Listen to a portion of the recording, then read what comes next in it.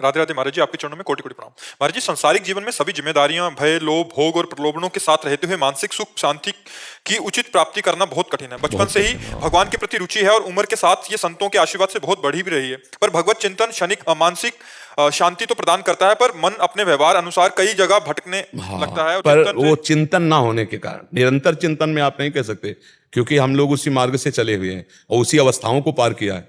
11, 14, 15, 16, 17, 18, 19, 20, 21, 22, यही तो सब अवस्थाएं हैं उद्दंडता की। तो ये सब पार किए और मन को देखा भी। वो तब हमको परेशान करता है जब भगवत चिंतन रहित हम होते हैं। हमारा भगवत चिंतन से सुख लेने का भाव हटकर जब हम विषय भोगों का चिंतन करते हैं, खास बात चिंतन में सुख होता है बच्चा। जैसे हम कह रहे हैं राधा राधा राधा, हमारा चिंतन भोग का चल रहा है, भजन चल रहा है, लेकिन सुख नहीं मिलेगा।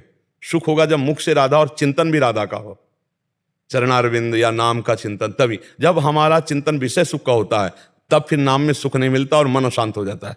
आप समझ पा रहे? महाराज जी, जैसे गृहस्थ हूँ, बेटा है, पत्नी है, जिम्मेदारियां हैं कई चीजों में, तो वो भोग की तरफ सिर्फ नहीं है, कई सारा भय भी है उनके प्रति। बच्चा वो सब भोग के अंदर ही आता है। जितनी कामनाएं वो सब काम के अंदर आती है, जितनी बात आती है वो सब विषय के अंदर आती है, सब भोग के अंदर आती है। कुछ धर्ममय भोग है, कुछ अधर्ममय भोग है। भोगों का तात्पर्य जनेन्द्रिय के भोग से ही नहीं होता, हर इंद्रियों के भोग से होता है। तो हम बहुत धैर्यवान बनकर अपने कर्तव्य का पालन कर रहे हैं। जो हमारे आगे समस्याएं हैं उनका निदान करने के लिए हम नाम जब करते तो हम विवेकवान हैं, हम कोई संसारिक आदमी नहीं। पहले तो छोड़ो कि आप संसारिक गृहस्थ हो, आप भगवान के भक्त हो। आप विवेकवान बनकर हर समस्या का समाधान हो सकता है। कौन सी ऐसी समस्या जो संकट में फंसा सकती है, आप हमें बताइए। अगर हम संकट की रचना करेंगे तो संकट में फंस जाएंगे, नहीं कोई संकट नहीं। अपने अनुसार बेटी बेटा को पढ़ाओ, अपने अनुसार बेटी बेटा की योग्य वर और कन्या देखो और ब्याह करो। अब हाँ, आपकी स्थिति है लाख में, अब देखोगे करोड़ों में तो परेशान तो हो ही जाओगे। आप अपनी स्थिति के अनुसार चलो तो सुख की प्राप्ति होगी। और भगवान को उनको करोड़पति बनाना है तो बना ही देंगे। अपने जीवन के लिए भगवान ने दिया है ना, कुछ खेती होगी, कुछ व्यवस्था भगवान ने दी है। कुछ नहीं दी है तो हम लेबरी करके 500 रुपया तो ला सकते हैं, परिवार को चला सकते। चिंता क्या करना, हम लेबरी करते हुए नाम जप करेंगे, नाम कीर्तन करते हुए अंदर अंदर हम लेबरी करेंगे, 500 रुपया ला के घर परिवार को चलाएं। चिंता क्या करना, आगे पूरा विश्वम्भर पूरे विश्व को चला रहा है, तुम्हारे परिवार को भी वो पोषित करेगा। आज शरीर ना रहे तो क्या परिवार तुम्हारा पोषित नहीं होगा क्या? विचार करके देखो।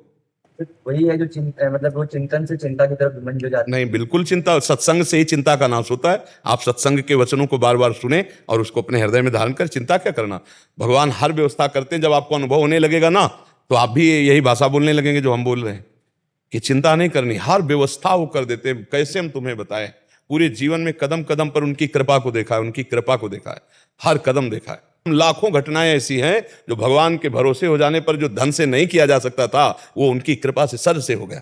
भगवान का बहुत बड़ा बल है बच्चा। अपने लोग अहंकारी जीव हैं, इसलिए भगवान का बल नहीं रखते, अपने आप सब व्यवस्था हो जाती है। तो हमें लगता है भगवत आश्रित हो जाओ, खूब अपने कर्तव्य का पालन करो, चिंता न करो, नाम जप करो, सब आनंद रहेगा। पर ये संसार के जीव अहम में स्थित होने के कारण चिंता परायण रहते हैं, शोकग्रस्त हो जाते हैं। समझ में आ रही है आपकी बात? भगवान से छोड़ के बस नाम जप। अपने कर्तव्य को करते रहो, कर्तव्य को करते रहो और नाम जप करते रहो। कर्तव्य को ना छोड़े। कायर बनने की बात हम कभी नहीं कहते, कर्तव्य का पालन करो। भगवान ऐसे कर्तुम है कि वो अपने आप सारी व्यवस्था कर देते। विश्वास मानिए, हम अहंकार से जो नहीं कर पाएंगे वो कृपा से बहुत जल्दी हो जाएगा। ऐसे ऐसे व्यवस्थाएं बन जाती है, हम तुम्हें कैसे बताएं। क्षण क्षण में व्यवस्था बन जाती है, क्षण क्षण में व्यवस्था। बिल्कुल सच्ची मानो। नरसिंह मेहता जी देखो, उनके चरित्र को पढ़ के देखो, और भक्तों के भक्तमाल तो भरी पड़ी गृहस्थ चरित्रों से। इसलिए भगवान आश्रित होकर के भगवत चिंतन परायण रहो, चिंता मत करो, सब ठीक हो जाएगा। और ये भी ध्यान रखो, इसका नाम मृत्यु लोक है, यहां सब कुछ नाश होगा। दोनों बातें हम आपको बता रहे हैं कि ये भी ध्यान रखो, इसका नाम मृत्यु लोक है, यहां शाश्वतम सब नाश होगा। दुखालयम अशाश्वतम, यहां सब मरेगा, सब नष्ट होगा। इसलिए पहले से तैयार रहो। जो बिछुड़े उनको बिछुड़ने दो, जो मिल रहे हैं उनका स्वागत करो, नाम जप करो। जैसे भगवान जीवन यात्रा चला रहे चलने दो, और अंतिम परिणाम मंगल होगा, अंतिम भगवत प्राप्ति हो जाएगी। अगर नहीं ऐसा चलोगे, भूल कर दोगे, तो संसारिक चिंतन में वृत्ति आंतरिक फंस जाएगी। फिर अगला जन्म होगा, फिर बार बार जन्म, बार बार मरण। ये कब तक भोगेंगे? पुनरपि जननम पुनरपि मरणम पुनरपि जननी जठरे शयनम। इसलिए वीना गोयल जी, श्री हरिवंश। गुरुदेव राधे राधे, श्री हरिवंश। प्रभु, यदि साधक भगवत प्राप्ति करना चाहता है और पूर्व जन्मों के किसी अपराधवश कोई शारीरिक रोग भजन में बाधा हो, हाँ, तो उपाय? पहले इसका उत्तर ले लो। आज का सत्संग सुना? आज के सत्संग में था भगवान आपके वर्तमान के देखते हैं, पूर्व जीवन को नहीं देखते। तो आपने सुना सत्संग? आज सुना? नहीं सुना, इसलिए प्रश्न किया। सत्संग एक अमूल्य वस्तु, यदि सुने तो प्रश्न ही न रह जाए।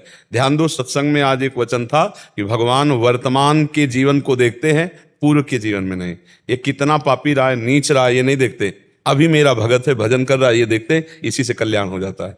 पूर्व के पाप तो भगवान की शरणागति से नष्ट हो जाते हैं। भगवान पूर्व को नहीं देखते, वर्तमान के संबंध को, वर्तमान के भजन को, वर्तमान के आचरण को देखते हैं। इसीलिए कोई भी भगवत प्राप्ति कर सकता है। कि मान लो हमारा पूरा जीवन गंदी बातों में व्यतीत हो गया, आज से हमें पश्चाताप हुआ, सत्संग सुना, आज से भजन शुरू कर दिया, तो आज से हमारी भगवत प्राप्ति की यात्रा शुरू, हमें भगवत प्राप्ति हो जाएगी। क्योंकि आज से हम शुरू किया नाम जप करना, किसी भी श्वास में नाम जप करते हुए शरीर छूटा, भगवान की प्राप्ति हो जाएगी। तो ये आप विश्वास मानो, भगवान वर्तमान के भजन को देखते हैं, पूर्व की बात आज सत्संग में सुना था ना। हाँ, सत्संग अगर ध्यान से सुनो तो काफी प्रश्नों का उत्तर सत्संग में मिल जाएगा।